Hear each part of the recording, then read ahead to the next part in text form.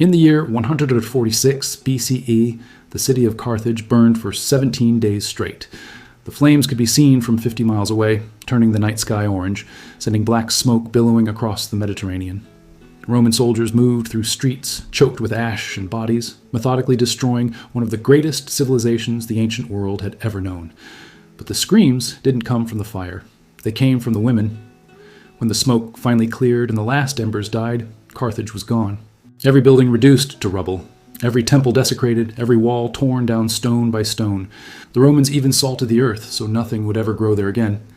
But before all that, before the final destruction, something happened that ancient historians could barely bring themselves to describe. Something that made death look like mercy. This is the story of what Rome did to the women of its defeated enemies. A story of systematic brutality, of turning human beings into trophies, of suffering designed not just to punish, but to humiliate, to break, to erase. This wasn't the accidental cruelty of war. This was policy. This was tradition. This was Rome showing the world what happened when you dared to resist the empire.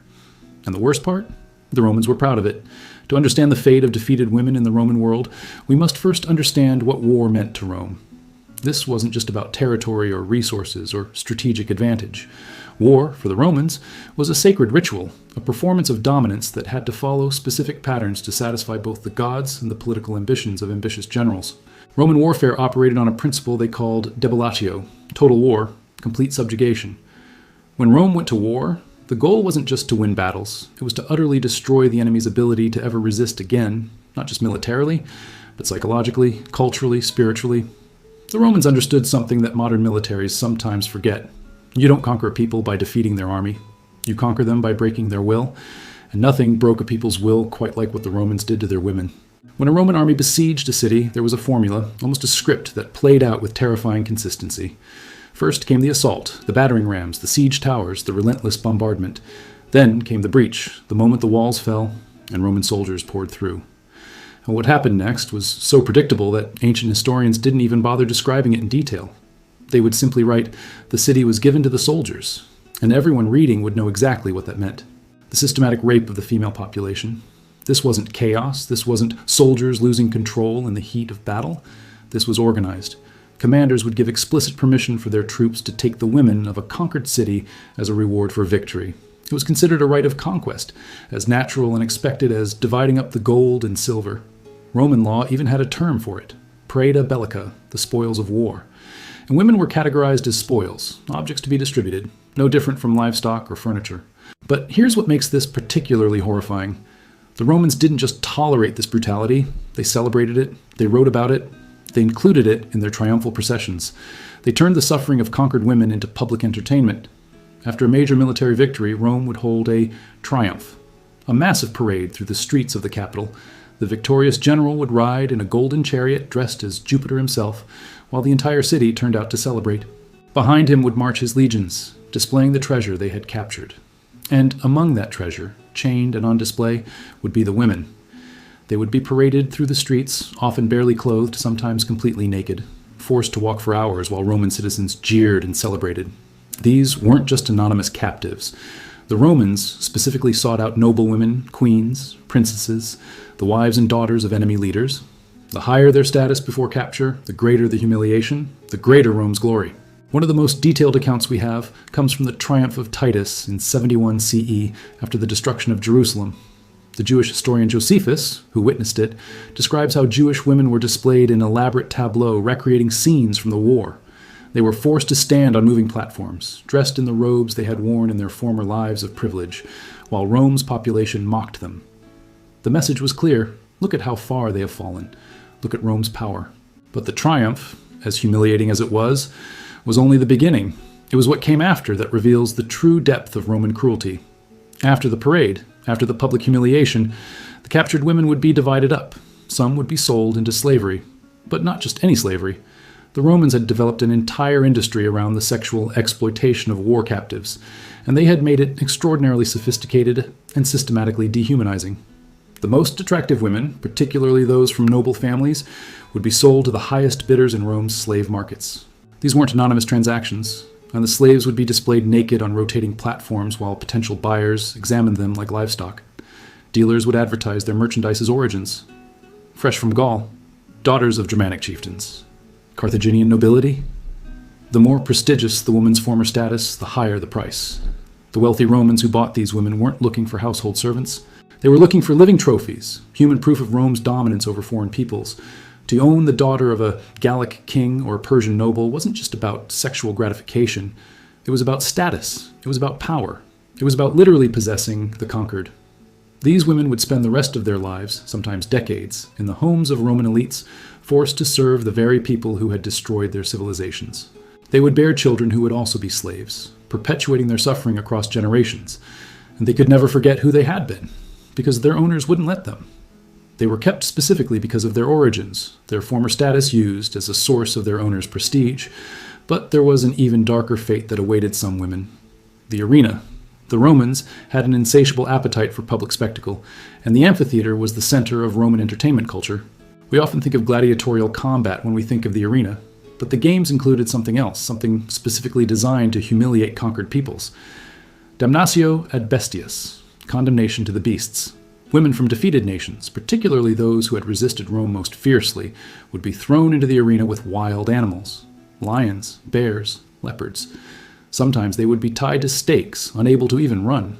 Sometimes they would be given weapons that had no chance against the beasts, prolonging the spectacle.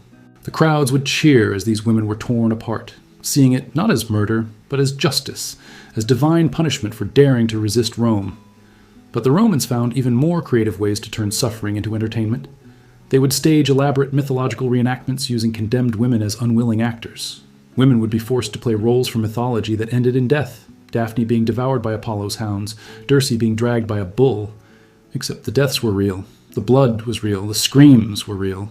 Ancient sources describe how some women would be dressed as nymphs and then chased through artificial forests in the arena by men dressed as satyrs.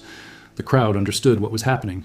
This was rape, as public entertainment, the final degradation of conquered peoples performed for the amusement of Roman citizens. And through it all, the Romans genuinely believed they were civilizing the world. The psychological warfare embedded in Rome's treatment of defeated women was deliberate and sophisticated. The Romans understood that if you destroy a people's women, you destroy their future. Women were mothers, the next generation. Women were the keepers of culture, language, tradition. By systematically brutalizing them, by turning them into slaves and spectacles, Rome wasn't just punishing the current generation. They were trying to erase the future. Consider the case of Boudica, the Celtic queen who led a massive revolt against Roman rule in Britain in 60 CE. Before her rebellion, Roman soldiers had publicly flogged Boudica and raped her daughters. This wasn't punishment for a crime. This was standard procedure for conquered nobility who showed any sign of independence.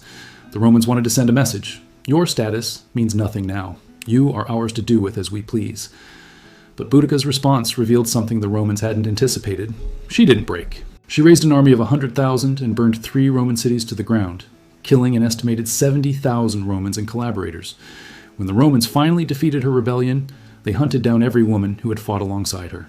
The historical record doesn't describe their fate in detail. It doesn't have to. We know what Rome did to women who resisted. The systematic nature of this brutality reveals something important about Roman culture. This wasn't the behavior of a few sadistic individuals. This was institutionalized, normalized, woven into the fabric of Roman society. Respected historians like Livy and Tacitus wrote about the rape of conquered women without moral commentary, as if it were as unremarkable as describing the weather. Poets like Ovid included rape in their mythological epics, sometimes even romanticizing it. Roman law reflected this attitude. A Roman citizen could not be legally raped. The very concept didn't exist in Roman law. But non-citizens, particularly slaves and conquered peoples, had no such protection. They were property. You cannot rape property. This legal framework meant that the women Rome conquered literally lost their humanity in the eyes of Roman law the moment their cities fell. The intergenerational trauma this created is almost impossible to comprehend. Imagine being a child born to a captured mother, growing up knowing your mother was the daughter of a queen or a priestess or a warrior, now reduced to a slave. Imagine watching your mother serve the family that destroyed your grandmother's world. Imagine inheriting not just slavery, but the memory of who your people used to be before Rome came. Some historians estimate that over the centuries of Roman expansion, millions of women were enslaved, raped, and brutalized in this systematic fashion. Millions. Entire ethnic groups disappeared, not because they were killed in battle, but because their women were absorbed into Roman slavery, their children raised as Romans, their languages and cultures deliberately erased. The fall of Carthage in 146 BCE, where we began this story, exemplifies the totality of this destruction. Carthage had been Rome's greatest rival, a civilization of equal sophistication and power. The two powers had fought 3 wars spanning over a century. By the end, Rome wasn't content with mere military victory. They wanted Carthage erased from existence. When the city finally fell after a 3-year siege, the 50,000 surviving inhabitants, mostly women and children, were sold into slavery. Every single one. The men had died in the fighting. The women and children became property, scattered across the Mediterranean, their identities as Carthaginians deliberately destroyed. Within a generation, the Punic language began to disappear. Within a few more, Carthaginian culture existed only in Roman accounts, written by their conquerors. This was the fate of dozens of civilizations that resisted Rome. The Etruscans, the Samnites, the Celts of Gaul and Britain, the peoples of Dacia and Thrace. We know their names only because Romans wrote about conquering them. Their own voices, particularly the voices of their women, are almost entirely lost to history. But silence doesn't mean acceptance. Hidden in the archaeological record, in the margins of Roman texts, in the mythologies of conquered peoples, we find traces of resistance, inscriptions of enslaved women who maintained their birth names instead of taking Roman ones. Graves of women buried with jewelry and artifacts from their homelands, tokens of identities they refused to surrender. Stories passed down through generations about queens and warriors and women who chose death over subjugation. The Romans could conquer territory. They could destroy cities. They could enslave populations. But they couldn't completely break the human spirit, no matter how sophisticated their cruelty became.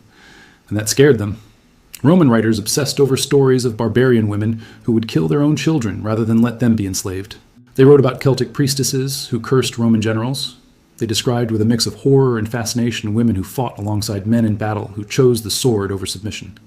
These stories reveal Rome's deepest fear, that despite everything, despite the systematic brutality, despite the public humiliation and generational slavery, they couldn't actually break these peoples.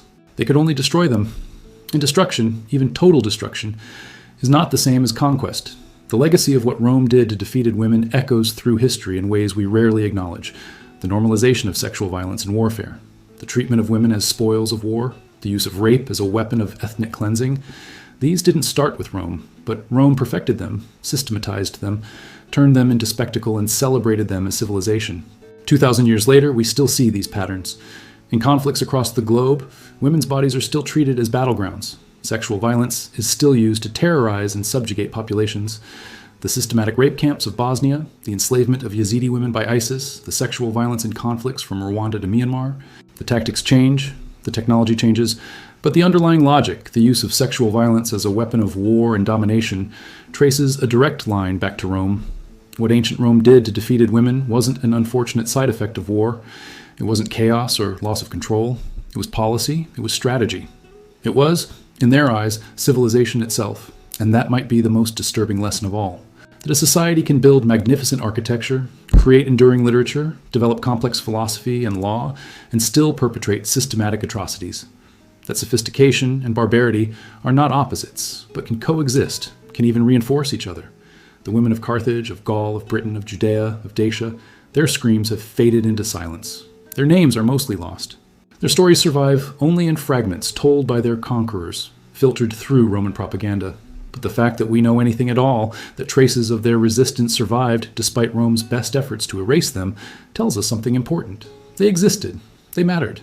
They resisted. And no amount of Roman cruelty could completely erase that truth. The empire that seemed eternal has fallen. The civilization that claimed to bring order to chaos is dust.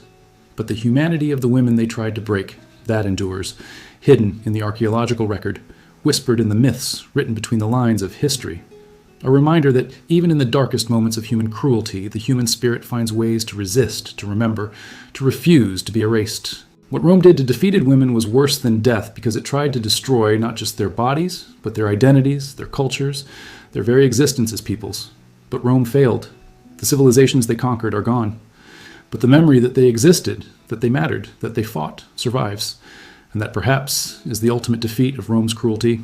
You can destroy a people, but you cannot erase the fact that they lived.